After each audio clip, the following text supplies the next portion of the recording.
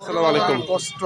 দর্শকবৃন্দ, আমরা আছি এই মুহূর্তে হচ্ছে ডাক্তার রহিম সাহেবের যে মার্কেট, এটার সামনে। বাজারের কষ্ট এখানে মানুষের যে কষ্ট, আমরা একজন পথচারীর সাথে কথা বলবো।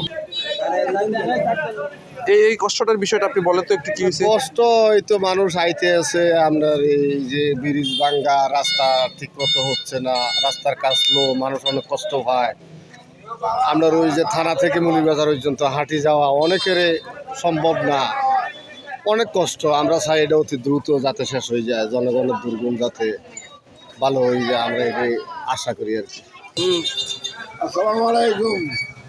আমাদের যে অবস্থা, ডাক্তার রহিম সাহেবের বাসার এইখানে যে ঘটনাটা হইতেছে, এইখানে যে জনগণের যে অসুবিধা, গাড়ি ঘোড়া চলতে পারে না, কিছু না, দ্রুত যেন এটা